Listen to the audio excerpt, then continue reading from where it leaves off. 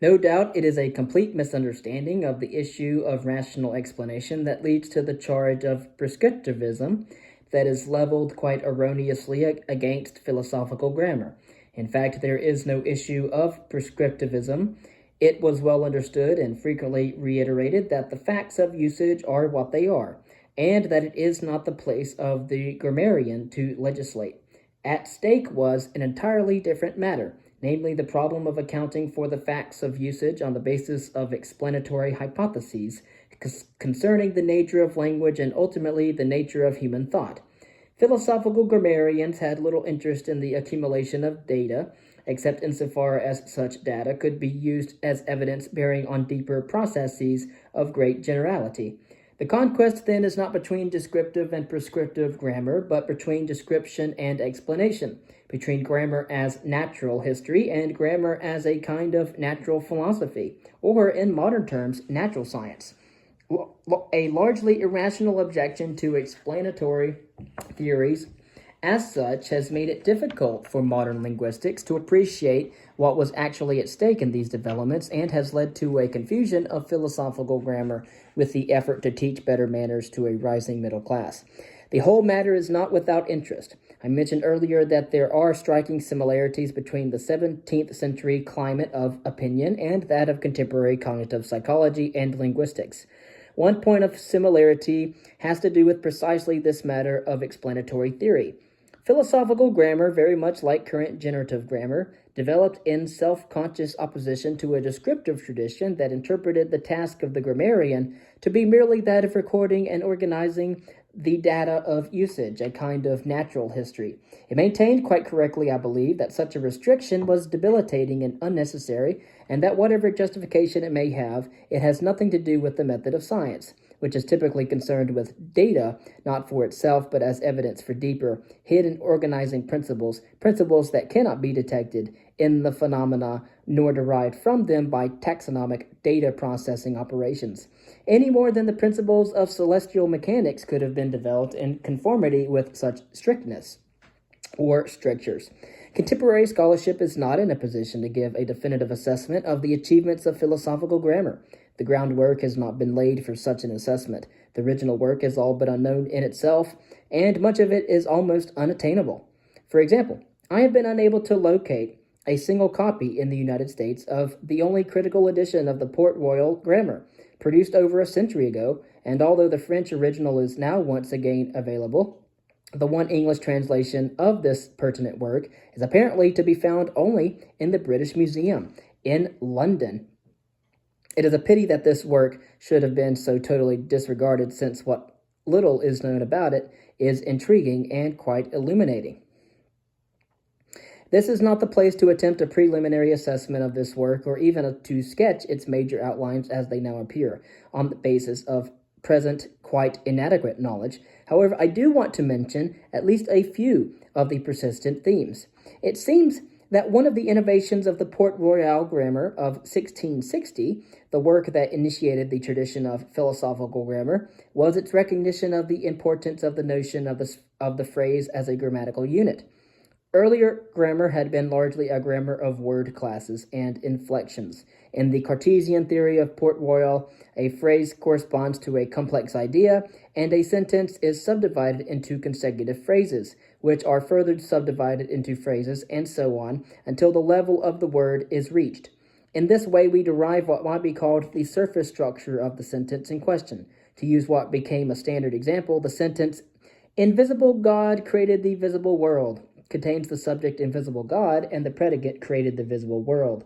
The latter, the predicate created the visible world, contains the complex idea the visible world and the verb created, and so on. But it is interesting that although the Port Royal grammar is apparently the first to rely in a fairly systematic way on analysis into surface structure, it also recognized the inadequacy of such analysis. According to the Port Royal theory, surface structure corresponds only to sound, to the corporeal aspect of language, but when the signal is produced with its surface structure, there takes place a corresponding mental analysis into what we may call the deep structure, a formal structure that relates directly not to the sound, but to the meaning.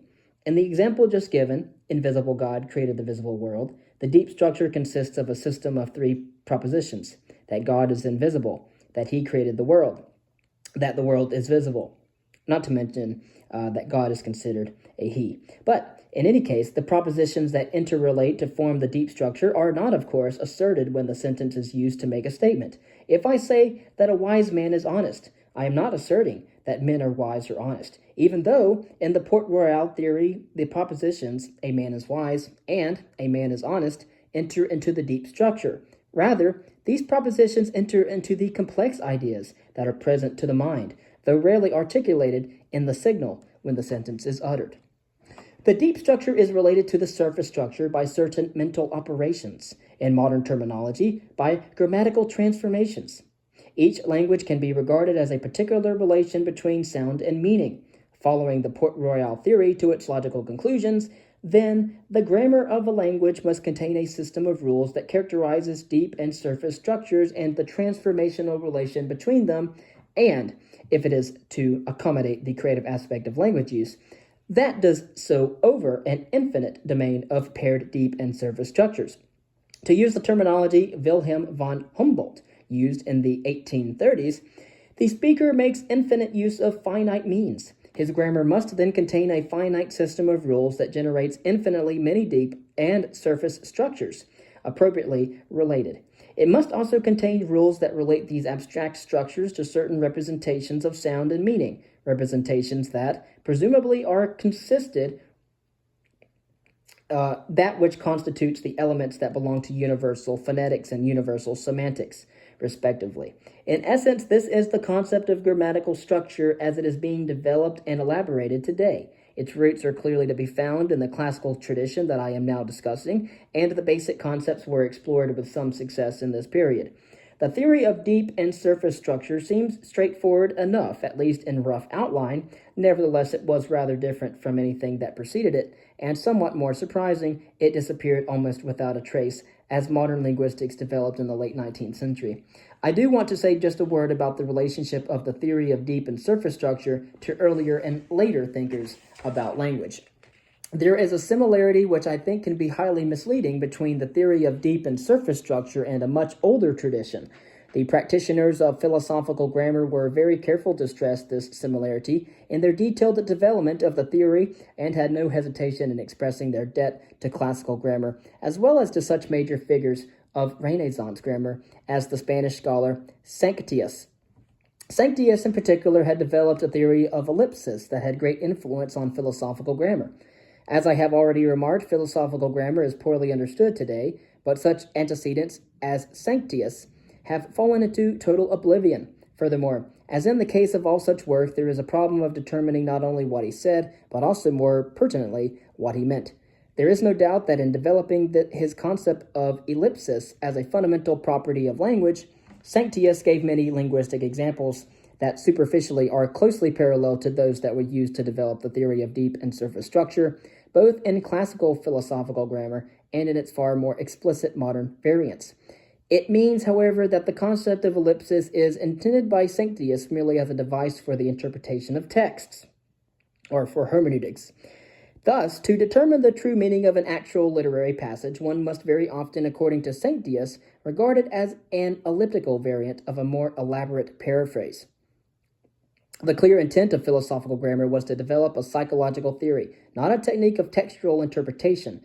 The theory holds that the underlying deep structure, with its abstract organization of linguistic forms, is present to the mind, as the signal, with its surface structure, is produced or perceived by the bodily organs, and the transformational operations relating deep and surface structure are actual mental operations, performed by the mind when a sentence is produced or understood. The distinction is fundamental. Under the latter interpretation, it follows that there must be represented in the mind a fixed system of generative principles that characterize and associate deep and surface structures in some definite way. A grammar, in other words, that is used in some fashion as discourse is produced or interpreted. This grammar represents the underlying linguistic competence to which I referred earlier. The problem of determining the character of such grammars and the principles that govern them is a typical problem of science, perhaps very difficult, but in principle admitting of definite answers that are right or wrong as they do or do not correspond to the mental reality. But the theory of ellipsis as a technique of textual interpretation need not consist of a set of principles represented somehow in the mind as an aspect of normal human competence and intelligence. Rather, it can be in part ad hoc and can involve many cultural and personal factors relevant to the literary work under analysis. The Port-Royal theory of deep and surface structure belongs to psychology as an attempt to elaborate Juan Huarte's second type of wit, as an exploration of the properties of normal human intelligence.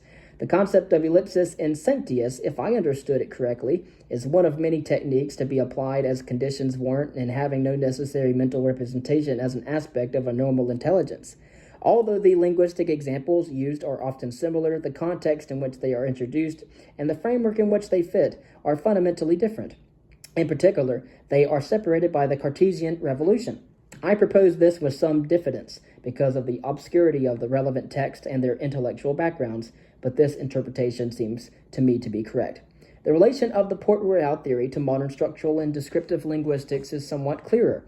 The latter restricts itself to the analysis of what I have called surface structure, to formal properties that are explicit in the signal, and to phrases and units that can be determined from the signal by techniques of segmentation and classification. This restriction is a perfectly self-conscious one, and it was regarded, I believe, quite erroneously as a great advance. The great Swiss linguist Ferdinand de Saussure, who at the turn of the century laid the groundwork for modern structural linguistics, put forth the view that the only proper methods of linguistic analysis are segmentation and classification. Applying these methods, the linguist determines the patterns into which the units so analyzed fall, where these patterns are either symptomatic, that is, patterns of literal succession in the stream of speech, or paradigmatic, that is, relations among units that occupy the same position in the stream of speech. He held that when all such analysis is complete, the structure of the language is of necessity completely revealed, and the science of linguistics will have realized its task completely. Evidently, such taxonomic analysis leaves no place for deep structure in the sense of philosophical grammar. For example, the system of three propositions underlying the sentence, "Invisible God created the visible world," cannot be derived from this sentence by segmentation and classification of segmented units, nor can the transformational operations relating the deep and surface structure, in this case, be expressed in terms of paradigmatic and syntagmatic structures. Modern structural linguistics has been faithful to these limitations, which were held to be necessary limitations. In fact, in some respects, Saussure even went beyond in departing from the tradition of philosophical grammar. He occasionally expressed the view that processes of sentence formation do not belong to the system of language at all, that the system of language is restricted to such linguistic units as sounds and words, and perhaps a few fixed phrases and a small number of very general patterns. The mechanisms of sentence formation are otherwise free from any constraint imposed by linguistic structure as such. Thus, in his terms, sentence formation is not strictly a matter of language, but is rather assigned to what he called parole, and thus placed outside the scope of linguistics proper. It is a process of free creation, unconstrained by linguistic rule, except insofar as such rules govern the forms of words and the patterns of sounds. Syntax, in this view, is a rather trivial matter, and in fact there is very little work in syntax throughout the period of structural linguistics. In taking this position, he echoed an important critique of Humboldtian linguistic theory by the distinguished American linguist William Dwight Whitney, who evidently greatly influenced Saussure. According to Whitney, Humboldtian linguistic theory, which in many ways extended the Cartesian views that I have been discussing, was fundamentally in error. Rather, a language is simply, quote, made up of a vast number of items, each of which has its own time, occasion, and effect. He maintained that language, in the concrete sense, is the sum of words and phrases by which any man expresses his thought, end quote.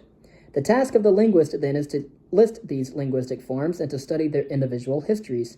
In contrast to philosophical grammar, Whitney argued that there is nothing universal about the form of language and that one can learn nothing about the general properties of human intelligence from the study of the arbitrary agglomeration of forms that constitutes a human language.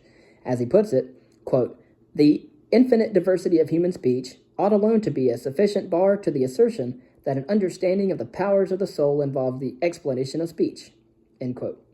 Similarly, Delbruck, in the standard work on Indo-European comparative syntax, denounced traditional grammar for having set up ideal sentence types, underlying the observed signals, referring to Sanctius as the major dogmatist in this domain.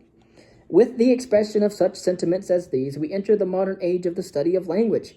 The death knell of philosophical grammar was sounded with the remarkable success of comparative Indo-European studies, which surely rank among the outstanding achievements of 19th century science. The impoverished and thoroughly inadequate conception of language expressed by Whitney and Saussure and numerous others proved to be entirely appropriate to the current stage of linguistic research. As a result, this conception was held to be vindicated, not unnatural but thoroughly mistaken conviction. Modern structural descriptive linguistics developed within the same intellectual framework and also made substantial progress, to which I will return directly. In contrast, philosophical grammar did not provide appropriate concepts for the new comparative grammar or for the study of exotic languages unknown to the investigator, and it was, in a sense, exhausted. It had reached the limits of what could be achieved within the framework of the ideas and techniques that were available. There was no clear understanding a century ago as to how one might proceed to construct generative grammars that make infinite use of finite means, and that expresses as well the organic form of human language. That marvelous invention, in the words of the Port Royal Grammar, by which we construct, quote, from 25 or 30 sounds an infinity of expressions which, having no resemblance in themselves to what takes place in our minds, still enable us to let others know the secret of what we conceive and all of the various mental activities that we carry out, end quote. Thus, the study of language had arrived at a situation in which there was, on the one hand, a set of simple concepts that provided the basis for some startling successes, and, on the other, some deep but rather vague ideas that did not seem to lead to any further productive research. The outcome was inevitable and not at all to be deplored. There developed a professionalization of the field, a shift of interest away from the classical problems of general interest to intellectuals, like Humboldt, for example, toward a new domain largely defined by the techniques that the profession itself has forged in the solution of certain problems. Such a development is natural and quite proper, but not without its dangers. Without wishing to exalt the cult of gentlemanly amateurism, one must nevertheless recognize that the classical issues have a liveliness and significance that may be lacking in an area of investigation that is determined by the applicability of certain tools and methods, rather than by problems that are of intrinsic interest in and of themselves. The moral is not to abandon useful tools. Rather, it is first that one should maintain enough perspective to be able to detect the arrival of that inevitable day when the research that can be conducted with these tools is no longer important. And second, that one should value ideas and insights that are to the point, though perhaps premature and vague and not productive of research at a particular stage of technique and understanding. With the benefits of hindsight, I think we can now see clearly that the disparagement and neglect of a rich tradition proved in the long run to be quite harmful to the study of language. Furthermore, this disparagement and neglect were surely unnecessary, and perhaps it would have been psychologically difficult, but there is no reason in principle why the successful exploitation of the structuralist approach in historical and descriptive study could not have been coupled with a clear recognition of its essential limitations and its ultimate inadequacy in comparison with the tradition it temporarily and quite justifiably displaced. Here, I think, lies a lesson that may be valuable for the future study of language in mind. To conclude, I think there have been two really productive traditions of research that have unquestionable relevance to anyone concerned with the study of linguistics and language today. One is the tradition of philosophical grammar that flourished from the 17th century through Romanticism. The second is the tradition that I have rather misleadingly been referring to as structuralist, which has dominated research for the past century, at least until the early 1950s. I have dwelt on the achievements of the former because of their unfamiliarity as well as their contemporary relevance. Structural linguistics has enormously broadened the scope of information available to us and has extended immeasurably the reliability of such data. It has shown that there are structural relations in language that can be studied abstractly. It has raised the precision of discourse about language to entirely new levels. but I think that its major contribution may prove to be one for which, paradoxically, it has been very severely criticized. I refer to the careful and serious attempt to construct discovery procedures, those techniques of segmentation and classification to which Saussure referred. This attempt was a failure. I think that it is now generally understood. It was a failure because such techniques are at best limited to the phenomena of surface structure and cannot therefore reveal the mechanisms that underlie the creative aspect of language use and the expression of semantic content. But what remains of fundamental importance is that this attempt was directed to the basic question in the study of language, which was for the first time formulated in a clear and intelligible way. The problem raised is that of specifying the mechanisms that operate on the data of sense and produce knowledge of language. Linguistic competence. It is obvious that such mechanisms exist. Children do learn a first language. The language that they learn is, in the traditional sense, an instituted language, not an innately specified system. The answer that was proposed in structural linguistic methodology has been shown to be incorrect, but this is of small importance when compared with the fact that the problem itself has now received a clear formalization. Whitehead once described the mentality of modern science as having been forged through, quote, the union of passionate interest in the detailed facts with equal devotion to abstract generalization, end quote. It is roughly accurate to describe modern linguistics as passionately interested in detailed fact and philosophical grammar as equally devoted to abstract generalization. It seems to me that the time has arrived to unite these two major currents and to develop a synthesis that will draw from their respective achievements. I will try to illustrate how the tradition of philosophical grammar can be reconstituted and turned to new and challenging problems, and how one can finally return in a productive way to the basic questions and concerns that gave rise to this tradition. Again, we're talking about philosophical grammar. And to quote Whitehead again, the mentality of modern science having been forged through the union of passionate interest in the detailed facts with equal devotion to abstract generalization.